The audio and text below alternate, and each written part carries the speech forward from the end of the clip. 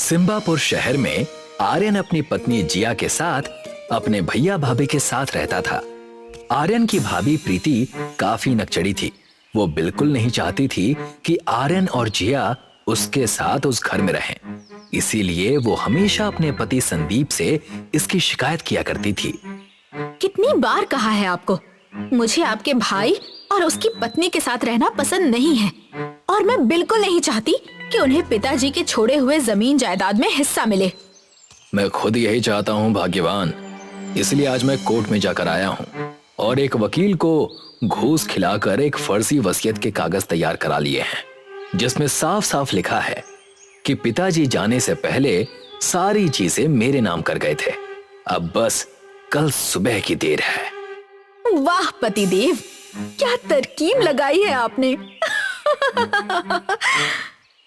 आर्यन और जिया स्वभाव के बहुत अच्छे थे। घर का सारा काम जिया अकेले किया करती थी और आर्यन अपने पिता की बिरयानी की दुकान में काम किया करता था। अगले दिन का सूरज उगता है। संदीप और प्रीति आर्यन और उसकी पत्नी दोनों को घर से निकाल देते हैं। भैया, ये आप नहीं कर सकते। दीदी, हमसे क्या गलती हो गई? आप हमें घर से निकाल देंगी तो हम कहाँ जाएंगे? कहीं पर भी जाओ, बस मेरे घर पर वापस मत आना। और आर्यन, तुम्हें काम पर आने की भी जरूरत नहीं है। उस बिरयानी की दुकान को भी पिताजी मेरे नाम पर करके गए हैं। अब जाओ तुम दोनों और खुद का कुछ कर लेना, बस वापस यहाँ मत आना, समझे? रहने की ही बात है तो थोड़े दिन किसी रेलवे स्टेशन पर सो जाना। गरीब लोग वहीं पर तो सोते हैं। आर्यन अपनी पत्नी को लेकर सिम्बापुर रेलवे स्टेशन चला जाता है और खाने के लिए कुछ चीजें लेता है। वो पूरा दिन उसी रेलवे स्टेशन पर बिताते हैं। ना सिर पर छत, ना बदन पर चादर। जैसे जैसे दिन बीत रहा था, खाना भी कम हो रहा था। हम खाएंगे क्या? खाने के लिए कुछ नहीं बचा है। तुम चिंता मत करो, यहीं ठहरो, मैं कुछ करता हूँ। आर्यन थोड़ी दूर जाकर लोगों से खाने की भीख मांगने लगता है।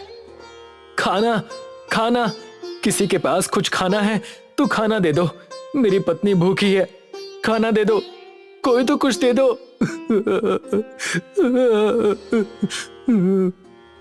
आर्यन अपनी हालत पर फूट फूट कर रोने लगता है। तभी वहां पर एक छोटी लड़की आर्यन के पास आकर कहती है, आप रो क्यों रहे हो? मैं आपको खाना देती हूँ। आज मैं अपना टिफिन लाना भूल गई और मम्मी ने मुझे आज बिरयानी और मेरे दोस्तों के लिए मोमोज पैक करके दिए हैं। आप रोइए मत, मैं आपको अपना टिफिन देती हूँ। बेटी, तुम्हारा बहुत बहुत शुक्रिया। ईश्वर हमेशा तुम्हारे साथ रहे। ईश्वर से मेरी यही प्रार्थना है। तभी रास्ते में एक बूढ़ी औरत कमजोरी की हालत में लोगों से खाना मांग रही थी। कोई खाना दे दो, नहीं तो मैं जी नहीं पाऊंगी। आर्यन उसे देखकर रुक जाता है और बूढ़ी औरत से कहता है, जी माँ जी, मैं थोड़ा सा खाना आपको देता हूँ। मैं अपने हिस्से का खाना आपको दे देता हूँ।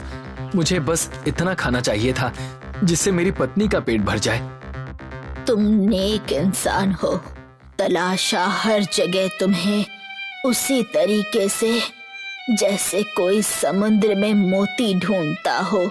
हर बार पत्थर हाथ में आते हैं, मगर आज इस समंदर में मुझे मोती मिल गया। वो बूढ़ी औरत अचानक से परी में बदल जाती है। जिस बच्ची ने तुम्हें ये टिफिन दिया था वो मैं ही थी बेटा। भूखमरी की हालत में भी तुमने मुझे खाना दिया। अब से तुम कभी भूखे नहीं सोओगे। धीरे धीरे सब जो तुमने खोया है उसका दुगना तुम्हारे पास आ जाएगा। मेहनत करो और खूब तरक्की करो आर्यन। परी जादू से वहां स्टेशन पर एक दुकान खड़ी कर देती है जिस पर मोमोज बिरयानी लिखा होता है। कल से तुम यही बेचोगे। इस दुकान पर तुम काम करोगे। जो कोई तुम्हारे हाथ की बिरयानी खाएगा वो इसका दीवाना हो जाएगा। ये कहकर परी वहां से चली जाती है। आर्यन जिया को जाकर खाना देता है और उसे सारी बात बताता है। अच्छे लोगों के साथ बुरा होता है, सबने कहा और सुना है, मगर आज जो हमारे साथ हुआ है वो प्रमाण है कि ये वाक्य गलत है। अगले दिन आर्यन और जिया दोनों दुकान में जाते हैं जहां पर पहले से ही मोमोज बिरयानी बनाने की सामग्री वहां 2 पेटियों में रखी हुई थी और साथ ही वहां एक पर्ची भी थी जिसमें मोमोज बिरयानी बनाने का तरीका लिखा हुआ था। यहाँ तो पहले से ही सामग्री रखी हुई है। हम इस बिरयानी को सबके लिए बेचेंगे। इसे गरीब भी खरीद सकता है और अमीर भी। इस बिरयानी को हम 5 रुपए में बेचेंगे। सही कहा आपने।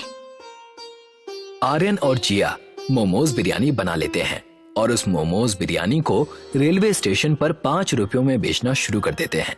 थोड़ी देर बाद वहां कई सारे लोग उनकी बनाई हुई मोमोज बिरयानी खाने आ जाते हैं। बेटा, शुक्रिया, तुमने हम गरीबों को अपने ध्यान में रखकर ये अनोखी मोमोज बिरयानी 5 रुपए में बेचना शुरू किया।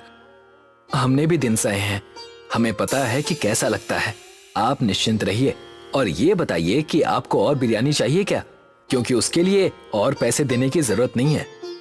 धीरे धीरे आर्यन और जिया की मोमोज बिरयानी पूरे शहर में प्रसिद्ध हो गई। सब लोग उसकी दुकान पर 5 रुपए की मोमोज बिरयानी खाने आने लगे। कई शहरों के धनवान भी उसके पास 5 रुपए वाली मोमोज बिरयानी खाने आते और उसे कई सारे पैसे देकर जाते। ये खबर हवा की तरह संदीप और प्रीति तक भी पहुंच जाती है। ये मैं क्या सुन रही हूँ पतिदेव? आर्यन और जिया फिर से अमीर बनते जा रहे हैं। उन्हें कई सारे शहर के धनवान लोग उस बिरयानी को खाकर ज्यादा पैसे भी दे रहे हैं उन्हें। जानता हूँ, मुझे भी समझ में नहीं आ रहा है। सब तो हमने उससे छीन लिया था, तब उसके पास ये दुकान खोलने के पैसे कैसे आए और इतने पैसे कैसे आए कि वो बिरयानी को 5 रुपयों में बेच रहा है। हम दोनों को जाकर देखना पड़ेगा भाग्यवान। मगर वो हमसे बात भी करेगा क्या? वो सब मुझ पर छोड़ दो। मैं अपने भाई को जानता हूँ, उसका दिल बहुत कोमल है। वो मुझसे गुस्सा नहीं रह सकता है।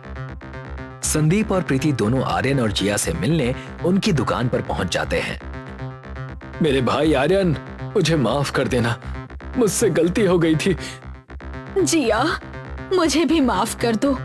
हमने तुम लोगों के साथ बहुत बुरा किया। अरे दीदी, कोई बात नहीं। बुरा तो हमारे साथ हुआ, मगर हम टूटे नहीं और आप हमारे पास आ गईं, तो मैं अभी कह सकती हूँ कि परिवार हमसे झूठे नहीं। संदीप भैया, हमने आप दोनों को माफ किया। मैं आप दोनों को मोमोज बिरयानी खिलाता हूँ। आर्यन दोनों को मोमोज बिरयानी खिलाता है।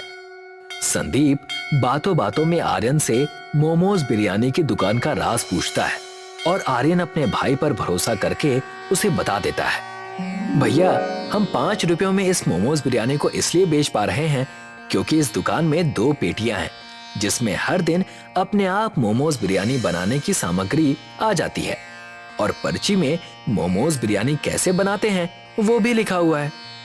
इसलिए ये मोमोज बिरयानी खाने में इतनी अच्छी लगती है। अच्छी बात है, बहुत अच्छी बात है। मोमोज बिरयानी के लिए शुक्रिया। अब हम चलते हैं, मगर हम आगे भी तुम दोनों से मिलने आते रहेंगे। संदीप और प्रीति घर लौट जाते हैं। कहा था ना मैंने, वो आर्यन मुझसे गुस्सा नहीं रह सकता। और देखा किस तरीके से मैंने उससे सब उगलवा लिया। वो 2 पेटियां और वो पर्ची, हमें बस वही चाहिए। फिर हम भी मोमोज बिरयानी बेचेंगे, वो भी ज्यादा भाव में। सोचो सोचो पतिदेव, कितने पैसे होंगे हमारे पास। कुछ योजना बनाओ। मैंने योजना सोच रखी है भाग्यवान, बस तुम मेरे साथ चलना। अगले दिन रात को आर्यन और जिया अपनी दुकान को बंद करके चले जाते हैं और संदीप और प्रीति रेलवे स्टेशन में प्रवेश करते हैं। प्रवेश करते ही उन्हें वो बच्ची मिलती है जिसने आर्यन को मोमोज और बिरयानी की टिफिन दी थी।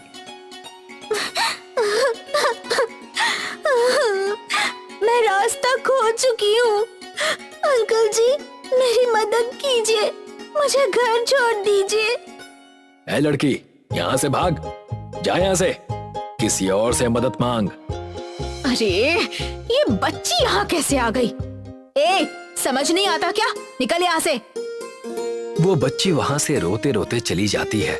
संदीप और प्रीति आर्यन की मोमोज बिरयानी की दुकान पर पहुंचते हैं। देखो, यही है वो पेटियां जिसमें हर दिन उस अनोखी मोमोज बिरयानी बनाने की सामग्री अपने आप आ जाती है। और वो रही पर्ची जिसमें उस मोमोज बिरयानी को बनाने का तरीका लिखा है। कितना भोला है मेरा भाई, ऐसी चीज को कोई खुले में छोड़कर कैसे जा सकता है। मूर्ख भाई है मेरा, इसीलिए अब मैं धनवान हो जाऊंगा। संदीप और प्रीति उन दोनों पेटियों और पर्ची को उठाकर जाने लगते हैं। तभी उन्हें बीच में एक बूढ़ी औरत दिखाई देती है जो उन दोनों से मदद मांगती है। कोई मेरी मदद करो, कोई मुझे कुछ खाने के लिए दे दो, बड़ी भूख लग रही है। बेटा, पेटी में से कुछ खाने को दे दो। नहीं नहीं, हमारे पास आपको देने के लिए कुछ नहीं है। जैसे ही वो ये शब्द कहता है, वो बूढ़ी औरत परी में बदल जाती है और उन दोनों से कहती है, मैंने 2 बार रोकने की कोशिश की तुम दोनों को अपने कहर से बचाने की, मगर लालच को मैंने तुम्हारे अंदर वास करते देखा। नहीं मिलेगी माफी तुम दोनों को इस गुनाह की। धनवान होना था तुम दोनों को, अब सब छीन लिया जाएगा तुमसे। कूदता था तुम्हारा मन पैसा देखकर, अब कूदते रहना जिंदगी भर एक मेंढक की तरह। संदीप और प्रीति दोनों मेढक में बदल जाते हैं। अगली सुबह होती है, आर्यन अपनी दुकान खोलता है और उसे वो दोनों पेटियां अपनी जगह पर ही दिखती हैं, जैसे पिछली रात कुछ हुआ ही ना हो। शहर में आर्यन आगे और कई सारी जगहों पर अपनी 5 रुपए की मोमोज बिरयानी की दुकान खोल लेता है और अपनी जिंदगी आराम से जीता है। एक गांव में अभिमन्यु नाम का व्यक्ति पनीर बिरयानी बेचा करता था। एक दिन अभिमन्यु बाजार में पनीर बिरयानी का ठेला लगाकर ग्राहकों को आवाज लगा रहा था। आइए आइए और पनीर बिरयानी का आनंद उठाइए। सभी का धंधा इस समय चल रहा है मंदा। मेरी बिरयानी के साथ मिला हुआ पनीर इस गर्मी में आपको कर देगा ठंडा। तभी वहाँ पर मुखिया आकर अभिमन्यु से बोला, अरे क्या बात है अभिमन्यु, कितनी देर से देख रहा हूँ कि ग्राहकों को आवाज लगा रहे हो, मगर कोई तुम्हारी पनीर बिरयानी खाने ही नहीं आ रहा। ऐसी बात नहीं है मुखिया जी, कुछ देर बाद देखिएगा कि कितने ग्राहक मेरे ठेले पर आकर बिरयानी खाने का आनंद उठाएंगे। अभिमन्यु, ये गर्मी का मौसम है, तुम पनीर बिरयानी बेचने की बजाय कोई नया आइटम क्यों नहीं बेचते? नहीं मुखिया जी, पनीर बिरयानी मेरे पिताजी भी बेचा करते थे और उन्होंने ही मुझे पनीर बिरयानी बनानी सिखाई थी। मैं इस धंधे को नहीं छोड़ूंगा। कुछ देर में अभिमन्यु के ठेले पर लोगों की भीड़ लगने लगी और देखते ही देखते अभिमन्यु की पनीर बिरयानी खत्म हो गई। मुखिया मुस्कुराते हुए अभिमन्यु से बोला, मान गए अभिमन्यु, तुम्हारी पनीर बिरयानी का स्वाद गर्मी में भी लोगों को अपनी ओर खींच लाता है। अभिमन्यु मुस्कुराता हुआ घर चला गया और मुखिया भारी मन से अपने खेत की ओर चला गया। खेत पर उसका भतीजा चंदू मुखिया का इंतजार कर रहा था। चाचा जी, क्या आपने अभिमन्यु से बात की? हाँ, मैंने अपने तरीके से उससे कहा कि वो पनीर बिरयानी की जगह कोई और आइटम क्यों नहीं बेचता, मगर उसने मना कर दिया। चाचा जी, अभिमन्यु की पनीर बिरयानी इतनी प्रसिद्ध है कि अगर मैं उसके सामने कोई दूसरा आइटम का ठेला लगाकर बेचूंगा तो वो नहीं बिकेगा। मेरे रोजगार का क्या होगा? चिंता मत करो चंदू, मैं कल कोई उपाय सोचकर तुम्हें बताता हूँ। इधर अभिमन्यु की पत्नी बिंदिया अभिमन्यु से बोली, कल तुम्हारे पीठ पीछे मुखिया जी घर पर आए थे, बोल रहे थे कि गर्मी का सीजन चल रहा है, तुम अपने पति से कुछ और बेचने के लिए क्यों नहीं कहती? ये मुखिया जी भी ना मेरे पीछे हाथ धोकर पड़ गए हैं। अरे भाई, जब मेरी पनीर बिरयानी सारे गांव में प्रसिद्ध है तो फिर मैं दूसरा आइटम क्यों बेचूं? सही बात है, आपकी पनीर बिरयानी तो भीषण गर्मी में भी लोग खाना पसंद करते हैं जी।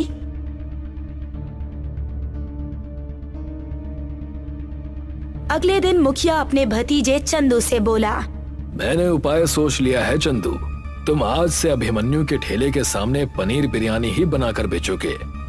चाचा जी, आपको लगता है कि मेरी बनाई हुई पनीर बिरयानी ग्राहक खरीदेंगे? पूरी बात तो सुन लो चंदू, तुम अपने ठेले के अगल बगल अच्छी वैरायटी के छाते भी लगाओगे ताकि लोगों को बैठने में सहूलियत हो। और तो और तुम हर पनीर बिरयानी की प्लेट के साथ एक कोल्ड ड्रिंक लोगों को मुफ्त पिलाओगे। चाचा जी, इस तरह से तो मुझे मुनाफा कम और घाटा ज्यादा होगा। मूर्ख कहीं के, जब तुम ऐसा करोगे तो सारे ग्राहक तुम्हारी तरफ खुद ब खुद खींचे चले आएंगे। एक बार उसके ग्राहक टूटकर तुम्हारे पास आ गए तो उसके बाद तुम अपनी मर्जी के मुताबिक बिरयानी की प्लेट के दाम रख सकते हो। तुम नहीं जानते चंदू, इस देश में लोग मुफ्त का माल देखकर बड़ी ही जल्द खींचे चले आते हैं। और रहा सवाल अभिमन्यु का, तो उसके ठेले के साथ मुझे क्या करना है, ये मैं अच्छी तरह से जानता हूँ। अगले दिन चंदू मुखिया के कहे मुताबिक उसने अगल बगल में अच्छी वैरायटी की छाते वाली कुर्सियां भी रखवा ली और ग्राहकों को आवाज लगाने लगा। आइए आइए, आप सबने अभिमन्यु की घटिया पनीर बिरयानी का बहुत स्वाद चखा है। एक बार मेरी बनाई हुई स्वादिष्ट पनीर बिरयानी खाइए और मुफ्त में कोल्ड ड्रिंक का आनंद उठाइए। एक ग्राहक चंदू से बोला, अरे भैया, क्या तुम वास्तव में एक प्लेट पनीर बिरयानी के साथ एक कोल्ड ड्रिंक मुफ्त दोगे? हाँ हाँ भाई, मैं मजाक नहीं कर रहा। और तो और तुम अभिमन्यु के ठेले पर गर्मी में पनीर बिरयानी खाते थे और यहाँ इस छतरी के नीचे आराम से बैठकर पनीर बिरयानी का आनंद उठाओ और इस गर्मी में ठंडी ठंडी मुफ्त कोल्ड ड्रिंक का भी आनंद उठाओ। अरे वाह भैया, फिर तो मजा आ जाएगा। कुछ ही दिनों में अभिमन्यु के सारे ग्राहक टूटकर चंदू के ठेले के पास पनीर बिरयानी का आनंद उठाने लगे। अभिमन्यु की आमदनी खत्म हो गई। अगर मुखिया का भतीजा एक कोल्ड ड्रिंक मुफ्त में दे रहा है तो आप भी क्यों नहीं कोल्ड ड्रिंक मुफ्त में देते हैं जी? ये कैसी बातें कर रही हो बिंदिया? एक तो मैं लोगों को वैसे भी बहुत सस्ते में पनीर बिरयानी बेचा करता था। अगर मैं कोल्ड ड्रिंक मुफ्त में दे दूंगा तो इस तरह से तो मुझे अपना घर भी बिकता हुआ नजर आ रहा है। अब मुझे समझ में आ रहा है कि मुखिया जी बार बार मुझे ये धंधा छोड़ने के लिए क्यों कहते थे। आज मैं मुखिया जी से बात करके ही रहूंगा। शाम के समय अभिमन्यु मुखिया के घर पर चला गया। अभिमन्यु को देखकर मुखिया बुरा मुंह बनाता हुआ बोला, क्या बात है अभिमन्यु, यहाँ क्यों आए हो? देखिए मुखिया जी, मुझे नहीं पता कि आपकी मुझसे क्या दुश्मनी है, लेकिन आपका भतीजा मेरे साथ सही नहीं कर रहा। क्यों भाई, इस गांव में क्या तुम्हें ही पनीर बिरयानी बेचने का अधिकार है? नहीं मुखिया जी, मैंने ऐसा तो नहीं कहा, लेकिन आपका भतीजा चंदू मेरी बिरयानी की बुराई हर ग्राहक से करता है और आखिर वो मेरे ही ठेले के सामने बिरयानी कैसे बेच सकता है? अभिमन्यु, तुम अपनी हद से ज्यादा आगे बढ़ रहे हो। हर किसी के धंधा करने का अपना अलग अलग तरीका होता है। और हाँ, अब जब बात यहाँ तक आ ही गई है तो फिर ध्यान से सुनो। तुम्हारे पिता ने वर्षों पहले मुझसे कर्ज लिया था जो कि उन्होंने मुझे नहीं लौटाया। तो आप कहना क्या चाहते हैं मुखिया जी? तो तुम उनके बेटे हो, इसीलिए तुम्हारा फर्ज बनता है कि तुम अपने पिता का कर्ज चुकता करो। मेरी आर्थिक स्थिति इस वक्त खराब है मुखिया जी, वो भी आपके भतीजे की वजह से। कोई बात नहीं, तुम्हारा ठेला किस काम आएगा? कल तक अपने ठेले को यहाँ खड़ा कर जाना, नहीं तो मैं तुम्हारे ठेले को तुम्हारे घर से ही उठवा लूंगा। अभिमन्यु मुंह लटकाकर वहां से चला गया।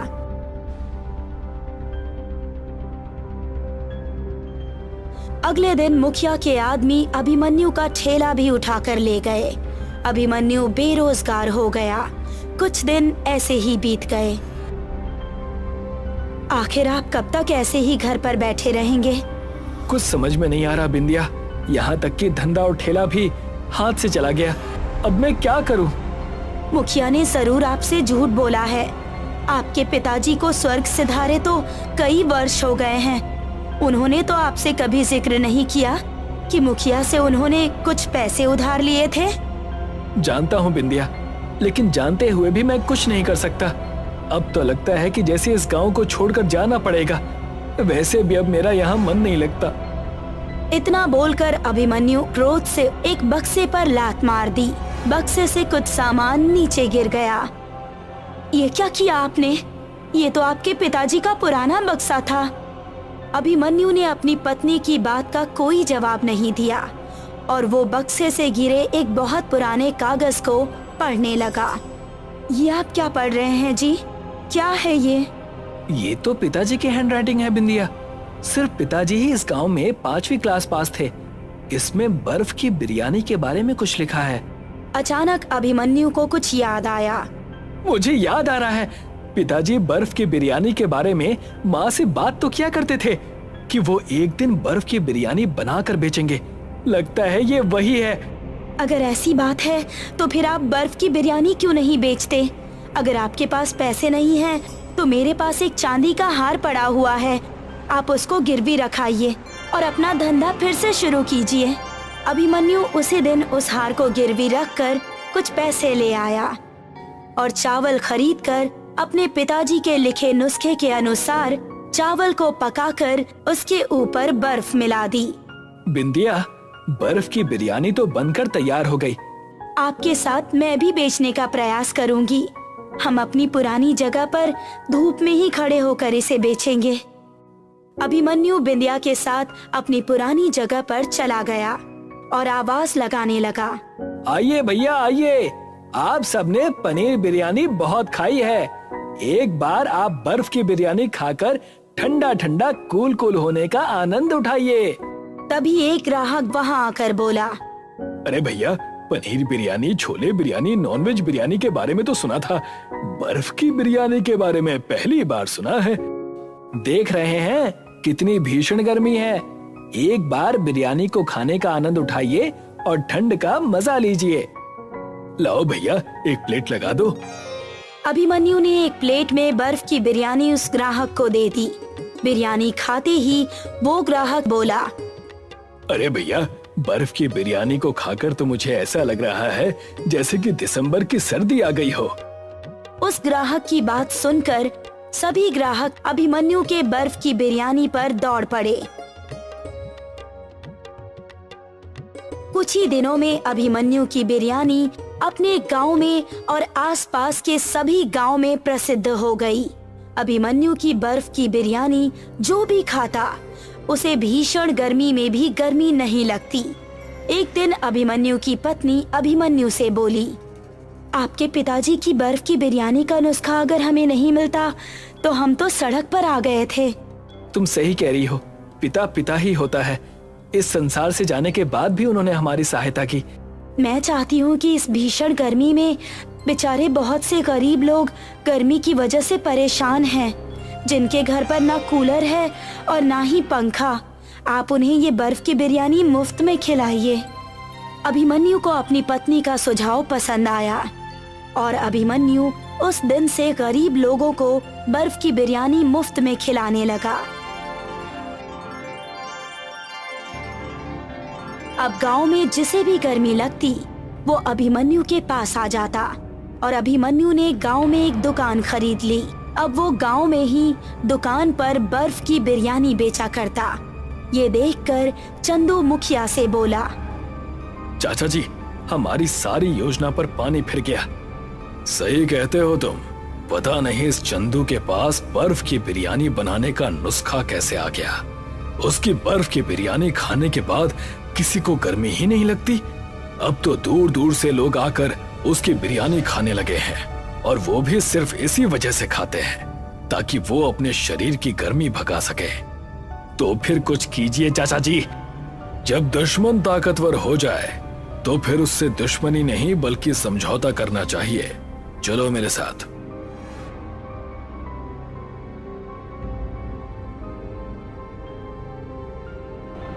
मुखिया चंदू को लेकर अभिमन्यु के घर पर चला गया। मुखिया और चंदू को देखकर अभिमन्यु चौंकता हुआ बोला, मुखिया जी, आज आपको इस गरीब की याद कैसे आ गई?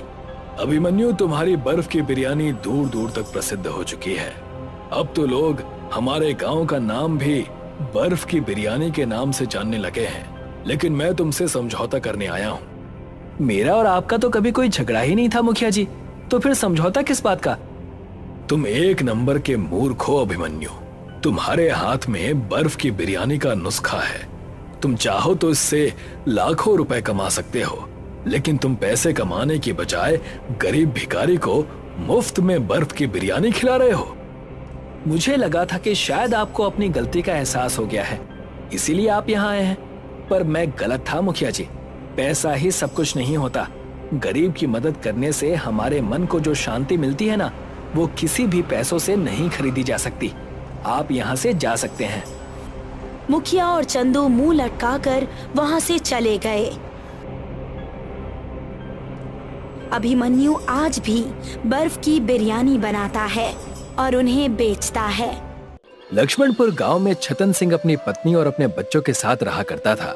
छतन सिंह की एक बड़ी बेटी स्वाति पढ़ी लिखी और सुशील लड़की थी। बस स्वाति की शादी हो जाए, मेरे सर से सारी तकलीफें कम हो जाएंगी।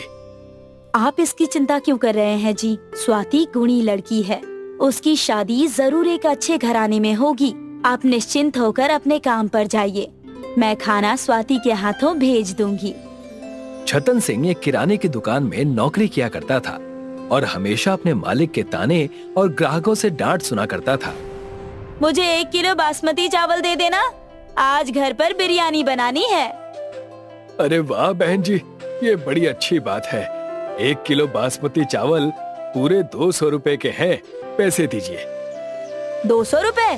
तुम्हारा दिमाग खराब तो नहीं हो गया है? 200 रुपए चावल कैसे हो सकते हैं? आस पड़ोस की दुकान में तो 120 रुपए किलो है। वो क्या है ना बहन जी कि ये सारी कीमत मेरे मालिक ने तय की है। अगर मैं इसे कम में बेचता हूँ तो मुझे बहुत डांट पड़ती है। उनसे कहिए अब से मैं आपके इस घटिया दुकान में नहीं आने वाली हूँ और सबको मना करने वाली हूँ कि और कोई भी इस दुकान में ना आए। वो औरत दुकान पर से गुस्से में चली जाती है। उतने में वहाँ पर छतन सिंह का मालिक आता है, जो ये सारी बातें सुन लेता है और छतन सिंह को फटकार लगाकर कहता है, तुम हो ही नहीं किसी काम के, तुमसे कुछ नहीं होने वाला। मैं तुम्हें अभी नौकरी से निकालता हूँ। मालिक, आप ये कैसी बातें कर रहे हैं? मैं आपके यहाँ 20 साल से काम कर रहा हूँ, ऐसा ना कीजिए। एक ग्राहक तो तुमसे संभाला नहीं जाता। चले जाओ यहाँ से, दफा हो जाओ। पता नहीं किस काम के हो और आइंदा कभी अपनी शक्ल भी मत दिखाना। छतन सिंह वहां से जा ही रहा होता है कि स्वाति हाथ में टिफिन का डब्बा लिए उसे रास्ते में मिलती है और उसे निराश देखकर उससे कहती है, क्या हुआ पिताजी, आप इतने चिंतित क्यों हैं और इस तरह भारी धूप में कहाँ जा रहे हैं? मैं क्या बताऊं बेटी, मेरी किस्मत ही फूटी हुई है। तुम्हारी शादी करवाना चाहता हूँ, लेकिन हमेशा कोई ना कोई तकलीफ मुझे परेशान करती ही रहती है। लेकिन हुआ क्या है? आप इतने टेंशन में लग रहे हैं। अगर आप इतने टेंशन में रहेंगे तो आपका बीपी बढ़ जाएगा, बताइए तो। तब जाकर छतन सिंह उसे अपनी सारी समस्या बताता है। पिताजी की परेशानी देखकर स्वाति की आंखों में आंसू आ जाते हैं। तुम क्यों रो रही हो बेटी? इन सब में मेरी ही गलती है।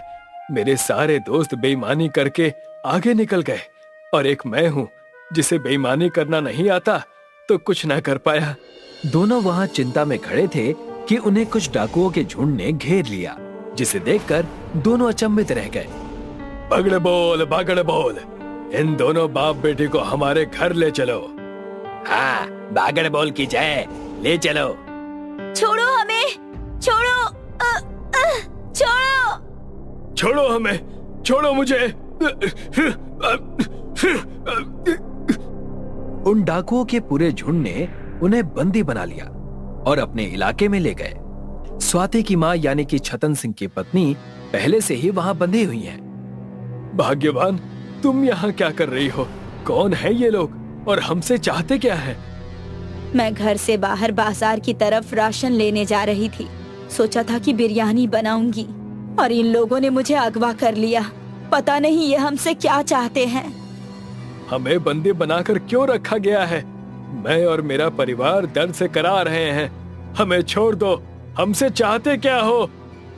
तुम छतन सिंह हो ना, जो उल्टा पैदा हुआ है, और वही छतन सिंह जिसने कभी कोई चोरी का काम ही नहीं किया। जी, मैं वही छतन सिंह हूँ, लेकिन तुम मेरा नाम और ये सब कैसे जानते हो? तुम हो कौन? तुम मेरी बातें छोड़ो। इस पत्थर को देख रहे हो? इस पत्थर का मैं क्या करूं? इस पत्थर पर से तुम्हें 10 बार छलांग लगानी है। अगर तुम इसमें सफल होते हो तो मैं तुम्हें एक तोहफा दूंगा। तब तुम मेरे परिवार को छोड़ दोगे ना? मेरा वादा है तुमसे मुखिया के कहते ही छतन सिंह को छोड़ दिया और छतन सिंह उस बड़े से पत्थर के ऊपर से छलांग लगाने लगा। जैसे ही 10 छलांग छतन सिंह के पूरे हुए, वो पत्थर एक सुंदर लड़के में बदल गया। उस लड़के को देख के सारे खुशियां मनाने लगे। मेरा बेटा वापस आ गया। धन्यवाद तुम्हारा। बागड़ बोल महाराज की जय। मैं उनका हमेशा आदर करूंगा। ये हुई ना बात, लल्लन अब वापस आ गया। ये सब क्या है, कोई विस्तार से बताएगा? चोरी और लालच के श्राप के कारण मेरा बेटा पत्थर का बन गया था। ये श्राप से तभी मुक्त हो सकता था जब कोई उल्टा पैदा हुआ व्यक्ति जो ईमानदार और सच्चा हो उस पत्थर से 10 छलांग लगा देता। तो जो तुमने आज कर दिया, पिछले 2 सालों में ना जाने मैं कितने लोगों को लेकर आया था। तुम्हारा काम हो गया तो अब क्या हम यहाँ से जा सकते हैं? मेरा परिवार पहले से ही बहुत परेशान है और तुमने उन पर और तमाशा कर रखा है। छोड़ो हमें अब। ऐसे कैसे जाओगे? तुम्हारी भेंट तो लेते जाओ। मुखिया ने अपने आदमियों को इशारा किया। वहां से उनमें से एक चमकता हुआ हैंडपंप लेकर आ गया। तुमने हमें इतना परेशान किया इस हैंडपंप के लिए?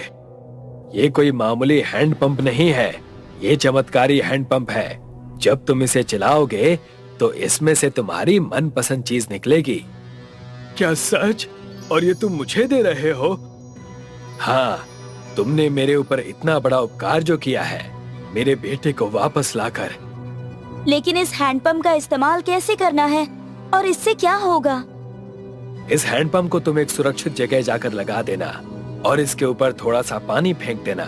जब भी तुम हैंडपंप चलाओगे उसके अंदर से तुम्हारी मनपसंद चीज निकलेगी। उन डाकू से छतन सिंह का परिवार हैंडपंप लेकर आता है और वहां से चला जाता है। छतन सिंह अपने घर के आंगन में उस हैंडपंप को लगा देता है। स्वाति एक गिलास में पानी लाकर छतन सिंह को देती है। देर किस बात की, आप इस हैंडपंप को चला दीजिए, कुछ ना कुछ तो जरूर अच्छा ही होगा। छतन सिंह जैसे ही उसके अंदर पानी डालता है, उसके अंदर से बिरयानी निकलने लगती है, जादुई हैंडपंप की बिरयानी, जिसे देखकर सब दंग रह जाते हैं। पिताजी, ये देखिए, हैंडपंप से बिरयानी निकल रही है। इसका मतलब उनकी बात सच निकली। हे भगवान, तेरा लाख लाख शुक्रिया। हमारी सारी मुसीबत का हल निकल गया।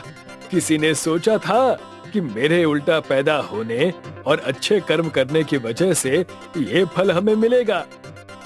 उसी दिन से छतन सिंह अपना एक छोटा सा ढाबा खोल देता है, जिसका नाम वो हैंडपंप बिरयानी रखता है। देखते ही देखते छतन सिंह की सारी समस्या दूर हो जाती है। हर एक गांव कस्बों में छतन सिंह के हैंडपंप बिरयानी की वाहवाही होने लगती है। एक दिन छतन सिंह का पुराना मालिक उसे मिलता है। भाई साहब, 3 दिनों से कुछ नहीं खाया, मुझे बिरयानी मिलेगी? लोगों से सुना है कि आप मुफ्त में भी दे देते हैं। जैसे ही छतन सिंह पलटता है, वो देखता है कि उसके पुराने मालिक की हालत भिखारी जैसी हो चुकी है। मालिक, आपकी ये हालत कैसे हुई? मैं अभी आपको बिरयानी देता हूँ। तुम इतने बड़े आदमी कैसे बन गए? लोगों को ज्यादा छल से लूटते रहा और मेरी ये दशा हो गई। सारी दुकान और जमीन मिट्टी में मिल गई। जैसे ही छतन सिंह ने हैंडपंप चलाना शुरू किया, उसमें से बिरयानी निकलने लगी और उसने अपने पुराने मालिक को परोस कर खिलाया। ऐसे ही छतन सिंह सबकी मदद करने लगा और अपने हैंडपंप बिरयानी से अपनी जिंदगी ऐशो आराम से बिताने लगा और उसने अपनी बेटी स्वाति की शादी भी अच्छे घराने में कर दी। रिया अपने कॉलेज के पहले दिन अपनी सीट पर अकेले बैठकर अपना टिफिन खा रही थी। कॉलेज की प्रिंसिपल की बेटी नैना अपने 2 दोस्तों के साथ रिया के पास आती है। नैना एक नकचड़ी लड़की थी और क्लास में हर कोई उससे डरता था। ए लड़की, नहीं है क्या?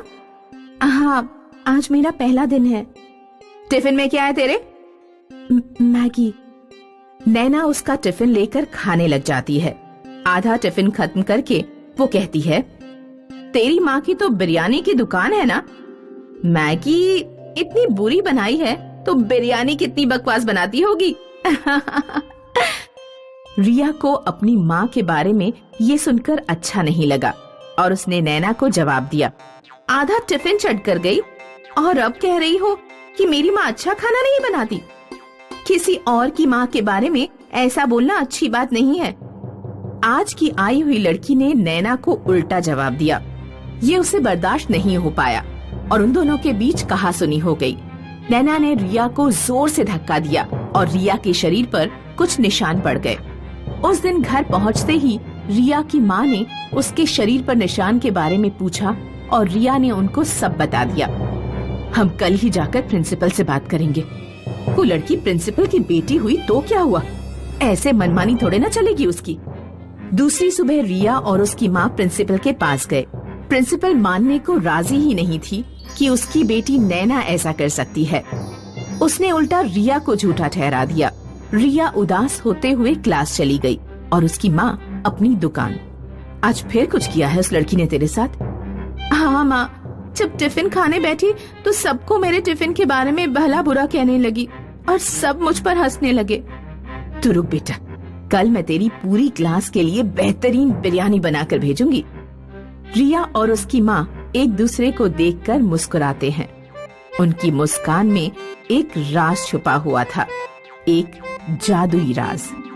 दूसरे दिन रिया के स्कूल पहुंचते ही सबको उसके बैग से बिरयानी की खुशबू आने लगी। उसको कई लोगों ने पूछा कि इतनी सुंदर खुशबू क्या उसके बैग से आ रही है? हाँ हाँ, आज सबको बिरयानी खाने को मिलेगी। मेरी माँ ने पूरी क्लास के लिए बिरयानी भेजी है। लंच ब्रेक में सब रिया के आगे लाइन लगाकर खड़े हो गए। पूरी क्लास ने रिया की माँ के हाथ की बिरयानी खूब स्वाद लेकर खाई। अब आएगा मजा।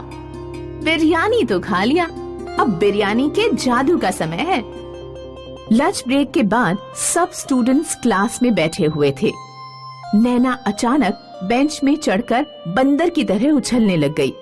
नैना और उसके दोस्त जिन्होंने रिया का मजाक उड़ाया था, सब अपने बेंच पर चढ़कर बंदर की तरह उछलने लग गए। क्या कर रहे हो तुम तीनों? अभी नीचे उतरो। Get out from my class. अभी बाहर निकलो।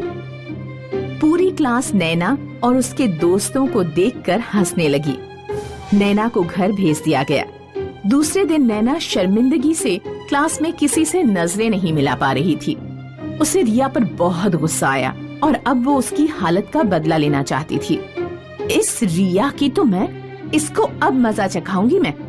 इसको इस क्लास से ना निकाल दिया तो मेरा नाम भी नैना नहीं। कुछ दिनों बाद नैना ने रिया को कॉल किया। हेलो रिया, तुम कल कॉलेज आ रही हो? हाँ, आऊंगी मैं कॉलेज। क्यों? वो एक्चुअली तुम्हारे माँ की हाथ की बिरयानी खाने का मन कर रहा है। बहुत स्वादिष्ट थी उस दिन भी। तुम चाहो तो मैं तुम्हें पैसे दे दूंगी उसके। थोड़ा ज्यादा लेकर आना, मैं अपने पिताजी को भी खिलाना चाहती हूँ। हाँ जरूर, क्यों नहीं। कल मैं टिफिन में तुम्हारे और सर के लिए बिरयानी लेकर आऊंगी। रिया और उसकी माँ को कुछ तो गड़बड़ लग रही थी, इसीलिए रिया की माँ ने फिर से अपनी जादुई बिरयानी बनाई और रिया के हाथ उसे कॉलेज भेज दिया। आ गई तुम? मुझसे तो इंतजार ही नहीं हो रहा था। और चलो अभी पापा को देकर आते हैं। पर प्रिंसिपल सर तो मीटिंग में होंगे ना अभी। इतनी बढ़िया बिरयानी खाकर वो अपनी मीटिंग खुद कैंसिल करवा देंगे। तुम अपने हाथों से बिरयानी देना उनको। उनको भी तो पता चले तुम्हारी बिरयानी के जादू के बारे में। जाओ, उनको बाहर बुलाकर लाओ। रिया प्रिंसिपल के कैबिन के अंदर उन्हें बुलाने जाती है। नैना मौका देखकर अपने पापा की बिरयानी में जुलाब की गोलियां डाल देती है। फिर प्रिंसिपल ने नैना को भी अंदर बुलाया। क्या हुआ नैना बेटा? तुम्हें पता है मैं एक इम्पोर्टेंट मीटिंग में हूँ। जी पापा, आप बस ये बिरयानी एक चम्मच चखकर देखिए, आपको सब समझ में आ जाएगा। बहुत ही बढ़िया बिरयानी है, मैंने भी खाई है। मैं चाहती हूँ कि आप भी रिया की माँ की हाथ की बिरयानी खाएं। प्रिंसिपल बिरयानी चखता है और बहुत खुश हो जाता है। प्रिंसिपल बहुत स्वाद लेते हुए बिरयानी खा रहा है। नैना इंतजार कर रही है कि कुछ गड़बड़ होगी, पर उसके पापा तो खुशी खुशी बिरयानी खाए जा रहे हैं। वाह बेटा, ये तो सच में बहुत स्वादिष्ट बिरयानी है। वाह रिया, तुम्हारी माँ को मेरी तरफ से थैंक यू कहना बेटा। पापा, आपको कुछ हो नहीं रहा है? मुझे तो बस इस बिरयानी से प्यार हो रहा है। ऐसी बिरयानी आज तक नहीं खाई मैंने। लो तुम भी खाओ, आओ आओ आओ। नैना के मना करने के बावजूद प्रिंसिपल उससे जबरदस्ती 2 चम्मच बिरयानी खिला देते हैं।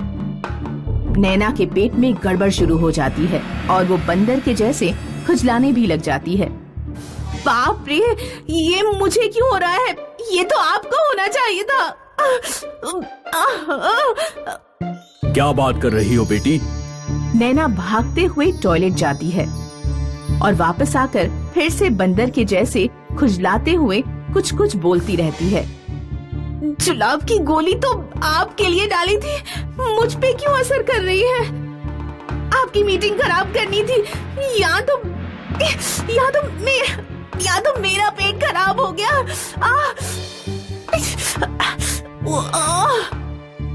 नैना टॉयलेट के अंदर बाहर भागते हुए सारा सच उगल देती है। मैं हमेशा आपके प्रिंसिपल होने का फायदा उठाती थी।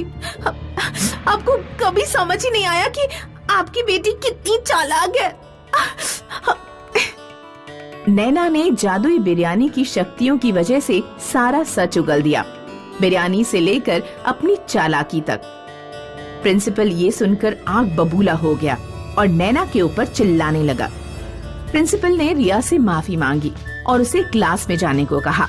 रिया मुस्कुराते हुए अपनी क्लास में चली जाती है और प्रिंसिपल अपनी बेटी की क्लास लेना जारी रखता है। जय और उसकी माँ बिनीता अपने छोटे से गांव में रहते थे। उनका गांव काफी पिछड़ा हुआ था। जय ज्यादा पैसे कमाने के लिए अपनी माँ को छोड़कर शहर चला जाता है। बिनीता छोटे मोटे काम करके अपना गुजारा करती है। जय हर शनिवार अपनी माँ से मिलने आया करता था और रविवार शाम तक शहर वापस चला जाता था।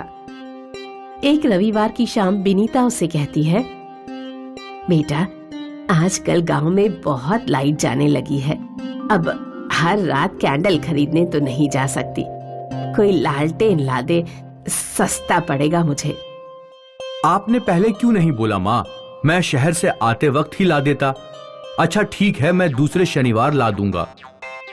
अगली शनिवार जय कुछ काम से घर नहीं आ पाता और विपुल नाम के अपने एक दोस्त के हाथ अपनी माँ के लिए लालटेन भिजवा देता है। बिनीता रात को लालटेन जलाकर अपने सारे काम करती है। देर रात तक लाइट न आने की वजह से बिनीता लालटेन को धीमी आग में जलाकर कमरे के एक कोने में रखकर सो जाती है और दूसरी सुबह, ओह, रात भर ये लालटेन चालू रहा, मुझे तो बंद करना याद ही नहीं रहा। ऐसा कहते हुए बिनीता लालटेन बुझाने उसके पास गई। लालटेन के पास एक मटका रखा हुआ था। बिनीता ने अच्छे से देखा तो वो मिट्टी का मटका अब सोने का बन गया था। ये सोने का मटका? यहाँ तो मैंने मिट्टी का मटका रखा था, ये कैसे हो गया? जय को आने दो, उससे पूछना पड़ेगा। उस रात बिनीता फिर से जलती हुई लालटेन अपने बिस्तर के पास रखकर सो गई। रात भर बिनीता करवटें लेती रही। उसकी नींद भी अच्छे से नहीं हुई। सुबह उठकर जब बिनीता अपने बिस्तर पर बैठी तो वो सारा माजरा समझ गई। हाय दैया, ये मेरा बिस्तर सोने का कैसे बन गया? जरूर इस लालटेन में कोई जादुई शक्तियां हैं। बिनीता ने उस हफ्ते हर रात लालटेन किसी एक चीज के सामने रखी और रात भर उस लालटेन की रोशनी में रखने की वजह से वो चीज सोने की बन जाती थी। बिनीता अब बेसब्री से जय का इंतजार कर रही थी। शनिवार को जय अपने दोस्त विपुल के साथ गांव आया और अपने घर के अंदर जाकर उसे यकीन नहीं हो रहा था कि ये उसी का घर है। माँ, ये मैं क्या देख रहा हूँ? क्या ये वही है जो मैं सोच रहा हूँ? हाँ बेटा, जो लालटेन तूने शहर से भिजवाई थी वो जादुई लालटेन थी। उसकी रोशनी में कोई भी सामान रात भर रख दो तो वो सोने का बन जाता है। माँ, हम तो लखपति बन गए। सोने की लॉटरी लग गई है हमारी माँ। जय और बिनीता खुशी से गले मिलते हैं। विपुल का ये देखकर मुंह सड़ जाता है। वो वहाँ से दोनों को बधाई देते हुए अपने घर निकल जाता है। ये साला जय मेरे ही हाथों लालटेन भिजवाई और अब लखपति बन गया। मुझे उस जादुई लालटेन के बारे में पता होता तो कभी उसे नहीं देता। विपुल को लगा उसके साथ नाइंसाफी हो रही है और उसने अपने इंसाफ के लिए दूसरी सुबह जय के घर से वो लालटेन चुरा ली। विपुल के पास रात तक रुकने का धैर्य और समय दोनों नहीं था। उसने जल्दबाजी में सुबह ही वो लालटेन जला ली। इस लालटेन के सोने पे मेरा हक भी उतना ही है जितना उस जय का है। अब मैं भी लखपति बनूंगा। विपुल अपना सारा सामान लालटेन के इर्द गिर्द रख देता है। देखते ही देखते उसके सामान में एक एक करके आग लगने लग जाती है। हे भगवान, ये क्या हो रहा है? मेरा सारा सामान। नहीं नहीं नहीं, कोई रोको इस आग को। विपुल घबराते हुए आग के ऊपर पानी डालता है, पर आग बुझने का नाम ही नहीं लेती। हे भगवान, सोने के सपने देखे थे पर यहाँ तो सपने जल के राख हो रहे हैं। विपुल के घर में आग जलते हुए देख जय और विनीता उसकी मदद करने पहुँचते हैं और देखते हैं कि उनकी लालटेन विपुल के जले हुए घर के बीच में पड़ी हुई है। विपुल, ये हमारा लालटेन तुम्हारे पास क्या कर रहा है? ले जाओ इस बला को मुझसे दूर। मैं लुट गया, मैं बर्बाद हो गया। विपुल अपने जले हुए घर और फूटी किस्मत को देखकर रोता है और जय और विनीता अपनी जादुई लालटेन लेकर अपने घर को चले गए। अब्दुल मियाँ की मौत के बाद उनके तीनों बच्चे अनाथ हो गए। अब उनके सर पर बाप का साया नहीं था। अब क्या होगा? कैसे हमारा घर चलेगा? दो जवान बेटियों की शादी भी करनी है। या अल्लाह, कुछ तो रहम कर। अम्मी, अब हमें ही बाहर जाकर काम करना होगा। पर तू क्या काम कर सकती है? मुझे तो बस एक ही काम अच्छे से आता है, खाना बनाना। क्यों ना हम एक बिरयानी सेंटर खोलें? पर उसमें तो बहुत पैसे लगेंगे आपा। पैसों की चिंता मत करो, मेरे ये गहने कब काम आएंगे और एक बार सब कुछ ठीक हो जाए तो तुम लोग इसे मिलकर छुड़ा लेना। पर अम्मी, अब्बा ने ये आपके लिए खरीदे थे। बेटा, मेरी पहली जिम्मेदारी तुम सब हो। गहनों का क्या है, वो तो वापस भी बन जाएंगे। ठीक है। शिफा ने अपनी अम्मी के गहने ले लिए और उन्हें गिरवी रखकर उसे 20,000 रुपए मिले। उन पैसों से उन लोगों ने छोटा सा ठेला खरीद लिया और तीनों भाई बहन मिलकर उस ठेले पर काम करने लगे। ले लो गर्मा गर्म बिरयानी, जायका ऐसा कि उंगलियां चाटते रह जाओगे। ले लो गरम गरम बिरयानी। कई लोगों ने उनके ठेले की बिरयानी चखी और सभी को वो बिरयानी अच्छी लगी। वाह, क्या बिरयानी है! हमने कभी इतनी स्वादिष्ट बिरयानी नहीं खाई। हाँ, बहुत अच्छी बिरयानी है। शुक्रिया भाईजान, ये हमारी अम्मी का नुस्खा है। हमारी अम्मी की स्पेशल बिरयानी बहुत अच्छी है। और देखते ही देखते उनका बिरयानी का ठेला चल पड़ा। अब लोगों की भीड़ लगने लगी। मुझे 2 बिरयानी पार्सल देना। ठीक है। मुझे भी दो। अब नदीम को लोगों को बुलाने की जरूरत नहीं थी। ठेले पर इतनी भीड़ रहती थी कि तीनों भाई बहन मिलकर ऑर्डर दिया करते थे। ये लीजिए आपका ऑर्डर। ये आपका। ये आपका। 1 महीने बाद शिफा अपने कमाए हुए रुपए गिन रही थी। ये लीजिए अम्मी, इस महीने का मुनाफा 20,000 रुपए। क्या? आपने सही सुना, 20,000 रुपए। इतने सारे पैसे? हमारी बिरयानी लोगों को बहुत पसंद आ रही है। ग्राहकों की हमेशा भीड़ लगी रहती है अम्मी। या अल्लाह, तेरा लाख लाख शुक्रिया। तूने मेरे बच्चों को कामयाबी अता फरमाई। शुक्रिया। अम्मी, अगले महीने ही आपके गहने छुड़वा लेंगे हम, इंशाल्लाह। आज शिफा का परिवार बहुत खुश था। उनके अब्बा के इंतकाल के बाद पहली बार उनके घर में कुछ अच्छा हो रहा था। तीनों भाई बहन ने अपनी मेहनत जारी रखी और दिन दुगुनी और रात चौगुनी तरक्की करने लगे। ये सब हम तीनों की एकता की वजह से हो रहा है। बिल्कुल आपा। और हम हमेशा एक ही रहेंगे। हाँ, हमेशा। कुछ महीनों में तीनों ने ठेले से होटल बना लिया। नदीम काउंटर पर बैठा करता और शिफा और सना बिरयानी पकाया करती। नदीम भाई, वही स्वाद है ठेले वाला। बिल्कुल, यही तो हमारी अम्मी का नुस्खा है। भाईजान, जायका कभी नहीं बदलेगा। लोग अक्सर इनकी बिरयानी के स्वाद की तारीफ किया करते थे। धीरे धीरे इन्हें पार्टीज के केटरिंग कॉन्ट्रैक्ट भी मिलने लगे। भाई मेरे घर कल एक पार्टी है, 100 लोगों की बिरयानी चाहिए। जी बिल्कुल मिलेगी ना, पर वही स्वाद चाहिए जो हम यहाँ खाते हैं। बिल्कुल वही जायका रहेगा, आप बेफिक्र होकर ऑर्डर दे जाइए। तीनों भाई बहन बहुत खुश थे कि उनका कारोबार बड़ा होता जा रहा था। फिर एक दिन क्या हुआ, ये ऑर्डर अब तक गया नहीं। वो कादरी साहब के घर में निकाह था, पर किसी कारण से वो निकाह टूट गया, तो अब ये खाना नहीं जाएगा। या अल्लाह, बहुत बुरा हुआ। तुम एक काम करो, ये खाना गरीबों को खिला दो, कम से कम कादरी साहब की दुआ मिलेगी। ठीक है आपा। अपनी बड़ी बहन के कहने पर नदीम ने सारी बिरयानी फकीरों में बांट दी, पर उसका मन नहीं था। जब वो होटल लौटा तो सना वहीं थी। आपा कहाँ हैं? वो तो घर गई हैं।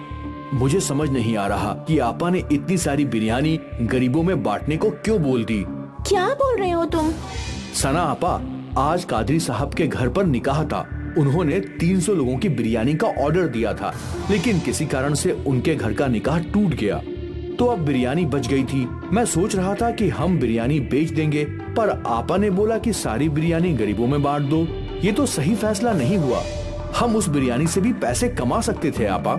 हाँ बिल्कुल, हमारी आपा बहुत नेक दिल है, इसीलिए उन्होंने सोचा होगा कि जब हमें बिरयानी के पैसे मिल गए हैं तो क्यों ना बिरयानी गरीबों में बांट दी जाए। पर उन्हें दुगने मुनाफे का ख्याल आया ही नहीं होगा। हो सकता है।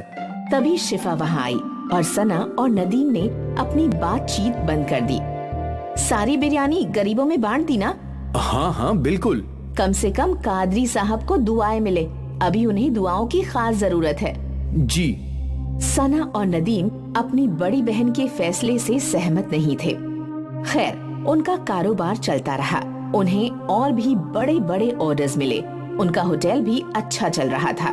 फिर कुछ महीनों बाद एक और ऑर्डर कैंसिल हो गया। नदीम, अंसारी जी का ऑर्डर कैंसिल हो गया है, तुम ये सारी बिरयानी गरीबों में बांट दो। ठीक है आपा।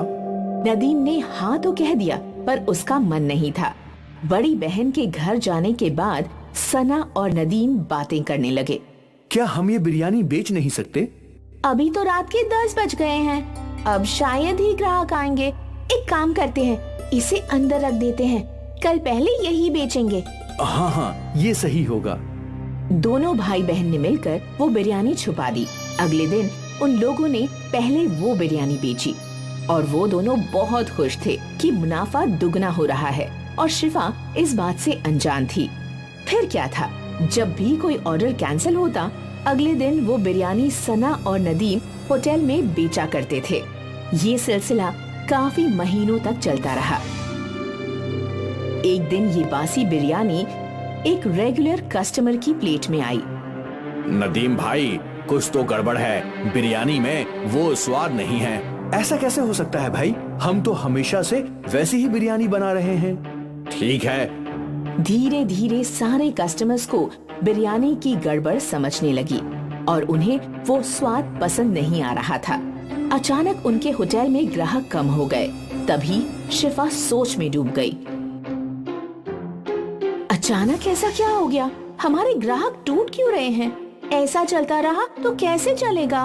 नदीम को अपनी गलती समझ में आई। वो अपनी आपा के सामने रोने लगा। मेरी गलती है, मैंने और सना आपा ने बासी बिरयानी ग्राहकों को खिलाई। क्या? नदीम ने अपनी आपा के सामने सारी गलती कबूल की। ये तूने क्या कर दिया? ज्यादा मुनाफा कमाने के चक्कर में धंधा ही तोड़ दिया। अब हम कैसे ग्राहकों को वापस लाएंगे? हमें माफ कर दीजिए आपा। हमें नहीं पता था कि ऐसा कुछ हो जाएगा। तुम्हारे लालच ने सब कुछ बर्बाद कर दिया। तीनों सोचने लगे कि अब वो लोग क्या कर सकते हैं। और फिर अगले दिन शिफा को एक रास्ता मिल गया। शिफा ने एक बोर्ड लिखवाया, हमें माफ कर दीजिए, हमारी गलती की वजह से आपको बासी बिरयानी खानी पड़ी। हम शर्मिंदा हैं, इसलिए अगले 1 हफ्ते तक हम सबको फ्री में बिरयानी खिलाएंगे। ये बोर्ड शिफा ने होटल के बाहर लगा दिया। कस्टमर्स ने बोर्ड पढ़ा और वो फ्री की बिरयानी खाने होटल में आ गए और एक बार फिर उन्हें ताज़ी बिरयानी का स्वाद पसंद आने लगा। ये तो बिल्कुल पहले जैसी है। हाँ हाँ, मजा आ गया। भले ही उनको एक हफ्ते फ्री में बिरयानी खिलानी पड़ी, पर उनकी मुश्किल का हल निकल गया। उनके ग्राहक लौट आए और सना और नदीम को समझ में आ गया कि लालच बुरी बला है। एक बार फिर अम्मी की बिरयानी चल पड़ी। वानगांव नाम का एक गांव था। नमन वहां अपने गरीब और लाचार परिवार के साथ रहता था। नमन की माँ सुकन्या लंबी बीमारी से गुजर रही थी, जिसे लेकर नमन हमेशा चिंतित रहता था। माँ की बीमारी के कारण नमन अपनी पढ़ाई भी पूरी ना कर सका। माँ, मैं सोच रहा हूँ कि कुछ दिन शहर जाकर नौकरी ढूंढाऊं। तब तक आप अपना ध्यान रखिएगा, शायद पिताजी हमें वहाँ मिल जाएं। बेटा, तुम्हारे पिताजी को लापता हुए 25 साल बीत चुके हैं। तुम कितनी बार शहर जाकर छानबीन कर चुके हो, लेकिन उनका कोई पता नहीं चला। अब उम्मीद करना ही गलत है। माँ, मुझे पूरा विश्वास है कि पिताजी को मैं इस बार जरूर ढूंढ निकालूंगा। तुम्हें मेरी तबीयत के बारे में अच्छे से पता है। मैं अकेले इस झोपड़े में नहीं रह सकती। मैं भी तुम्हारे साथ आ रही हूँ। जो होगा वो दोनों साथ में देख लेंगे। माँ बेटे दोनों ही अपने अपने बोरिया बिस्तरा बांधकर शहर के लिए रवाना हो गए। कुछ दूर चलने के बाद रमन ने देखा कि उनके पास रखा पानी खत्म हो चुका है। मुझे बड़ी प्यास लगी है बेटा, कहीं से भी पानी लेकर आ, वरना मैं चक्कर खाकर गिर जाऊंगी। आप यहीं पास वाले बगीचे में बैठ जाइए, मैं तब तक पानी लेकर आता हूँ और जल्दी आता हूँ। आप चिंता मत करिएगा। बेटा, जितना तुमने दिलासा दिया है ना, उतने में तो तुम जाकर पानी ले आते। जा और जाकर ले आ। नमन पास के गांव में पानी ढूंढने के लिए जाता है, लेकिन हर जगह उसे खाली सड़कें और सिर्फ पेड़ ही नजर आते हैं। और उन्हीं सड़कों पर उसे एक घर दिखता है जो कि ठीक पहाड़ों के बीच में था। उस घर को देखते ही नमन के चेहरे पर राहत आती है। वहाँ एक घर नजर आ रहा है, मुझे वहाँ जाकर देखना होगा, बस पानी मिल जाए। नमन उस घर में जाता है और जाकर दरवाजा खटखटाता है। कोई है? कोई है? यहाँ पर कोई है? मेरी माँ का प्यास से बुरा हाल हो चुका है, कृपया करके मेरी मदद कीजिए। दरवाजा खोलिए, मुझे आपकी मदद चाहिए। हाँ हाँ, रुको बेटा, मैं आया। उस बूढ़े आदमी ने दरवाजा खोला और मटके से पानी निकाला और ग्लास में लाकर उसे देते हुए कहा, चलो चलो, जल्दी से चलो, मेरे पास ये पानी रखा हुआ है, ये उन्हें पिला दो। साथ ही मैंने कुछ जामुन लिए हैं, उन्हें ये जामुन खिलाकर पानी पिला देना, वो अपने आप ठीक हो जाएंगी। जैसा आप कहें, ये सामान मुझे दे दीजिए, मैं वहाँ उनसे पहले पहुँचा दूंगा। नमन उस आदमी से सारी चीजें लेकर अपनी माँ के पास पहुँचता है। पानी पानी पानी, जल्दी ले आओ बेटा। माँ, तुम चिंता मत करो, ये लो पानी, मैं लेकर आ गया हूँ माँ। उससे पहले ये जामुन खा लो। उस जामुन को खाकर नमन की माँ बिल्कुल तंदुरुस्त हो गई, जिसे देखकर नमन हैरान हो गया। माँ, आप तो एकदम बदल गई हैं। ये सब क्या है? मैंने आपको इतना स्वस्थ तो कभी नहीं देखा। मैं खुद ये बात नहीं समझ पा रही हूँ, आखिर ये सब माजरा क्या है? तुम्हें ये जामुन कहाँ मिले? और उस जामुन का स्वाद एकदम जाना पहचाना था। उतने में ही वहाँ पर वही शंकर आ जाता है, जिसे देखकर नमन की माँ सुकन्या हैरान हो जाती है। आप यहाँ? नमन नमन नमन, ये तो तेरे पिताजी हैं, जिन्हें हम शहर ढूंढने के लिए जा रहे थे। पापा, आप हमें क्यों छोड़कर चले गए? मैं तुम्हें सारी सच्चाई अच्छे से बताता हूँ। उस वक्त गांव में बाढ़ आ चुकी थी। पास का ही एक डैम खुलने के कारण सारा पानी गांव के अंदर आ गया था। अरे शंकर, जल्दी से अपने परिवार को उठाकर उन्हें रिश्तेदारों के पास भेज दो। डैम खुलने की वजह से इस गांव में पानी आ चुका है और जल्द ही पूरा गांव डूब जाएगा। ये तुमने ठीक कहा भाई, मैं अभी ऐसा ही करूंगा। उस वक्त शंकर ने ठीक वैसा ही किया। अपने बच्चे नमन और अपनी पत्नी सुकन्या को रिश्तेदारों के पास भेज दिया। तुम दोबारा इस डूबते हुए गांव में मत आना, मैं तुम्हारे पास जल्दी ही आऊंगा। आप जल्दी से हमारे पास आ जाइएगा, मैं आपका इंतजार करूंगी। बस नमन बेटे का ध्यान रखना। उसके बाद मैंने खबर सुनी कि रास्ते से जाती हुई बस खाई में गिर गई है और मैंने सोचा कि मैंने मेरा परिवार खो दिया है और इस जगह आकर बस गया। मैं आज बहुत खुश हूँ, मेरा परिवार सही सलामत है। आपका परिवार सलामती से बिल्कुल भी नहीं है और पिताजी के प्यार के लिए तरसा हूँ मैं। और एक आप हैं कि यहाँ रहकर जामुन खा रहे हैं, शर्म आनी चाहिए आपको। चुप रहो नमन, पिताजी से कोई ऐसे बात करता है क्या? आवाज ऊंची मत करो। भाग्यवान भला उस ऊपर वाले का जिसने मुझे मेरे परिवार से मिलाया। तुम्हारा दिया हुआ जामुन का पेड़ आज बहुत बड़ा हो गया है। मैंने उसे संभाल कर रखा था। वो कोई मामूली जामुन का पेड़ नहीं है, उसमें कई सारी शक्तियां हैं। मैं कुछ समझा नहीं, ये कैसे जामुन के पेड़ हैं? इससे क्या होता है? ये जामुन कई हजार सालों में एक बार ही फलता है। उस पेड़ के जामुन को खाते ही लोग तंदुरुस्त और ठीक हो जाते हैं। हम अपनी गरीबी इस जामुन की मदद से खत्म कर सकते हैं। बेटा, मैं मेरे परिवार को पाकर ही खुश हूँ। चलो उस घर पर वहाँ चलकर तुम जामुन के पेड़ को देख लो। नमन अपने पिता और अपनी माँ के साथ जाकर उस जामुन के पेड़ को देखता है और देखता है कि एक विशाल जामुन का पेड़ उस जगह पर खड़ा है, जिसे देखकर वो बहुत खुश हो जाता है। वो पूरा पेड़ जामुन से भरा हुआ होता है। माँ, इस जामुन से हम बेसहारा लोगों को ठीक करेंगे, कम पैसों में ही। बेटा, तुम्हारी सोच नेकी की है, लेकिन यहाँ के लोग बहुत ही बेसहारा और गरीब हैं। वो जामुन नहीं खरीदेंगे। तुम कोई और काम जरूर कर सकते हो। पिताजी, क्या मैं बिरयानी की दुकान खोल सकता हूँ? ये पहाड़ी इलाका है, हम थोड़ी ही दूर गांव में चले जाएंगे और वहाँ जाकर अपना बिरयानी बेचने का काम करेंगे। तुम ऐसा जरूर कर सकते हो, कोई दिक्कत नहीं है, ऐसा ही करो। नमन ने बिरयानी का ठेला खोल दिया और फिर पास ही के गांव में जाकर बिरयानी बेचने लगा। बिरयानी, गर्मा गर्म बिरयानी, जो खाए उसका दिल भर जाए। बिरयानी, गर्मा गर्म बिरयानी। खुशबू तो बड़ी अच्छी आ रही है। कितने के दिए भाई? सिर्फ 50 रुपए और पेट भर। अरे वाह, ये तो बहुत ही सस्ता और अच्छा है। दे दो, मेरे परिवार के लिए पूरे 200 रुपए का। जी। ऐसे ही नमन की बिरयानी बहुत ही ज्यादा चर्चित हो गई। कुछ दिन बीत चुके थे। नमन पूरी मेहनत से अपना काम किया करता था और अपने माँ पिताजी की सेवा भी किया करता था। इस बात से उसके माँ पिताजी दोनों ही बड़े खुश थे।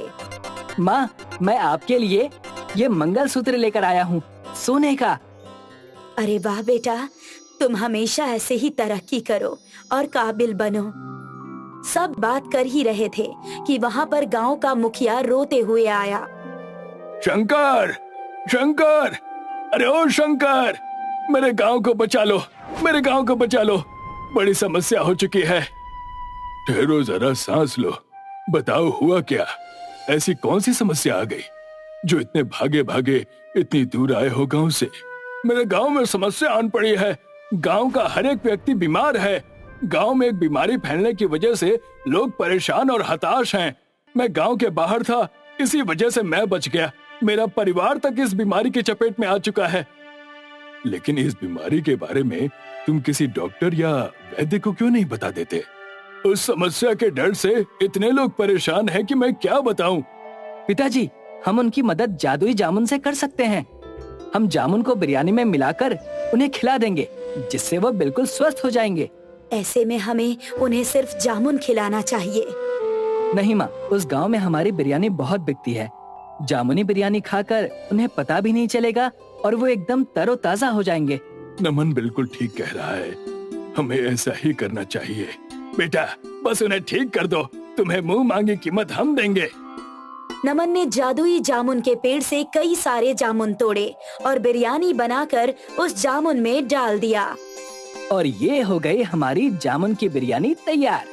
नमन और मुखिया जी मिलकर पूरे गांव में जामुन बिरयानी बांटते हैं।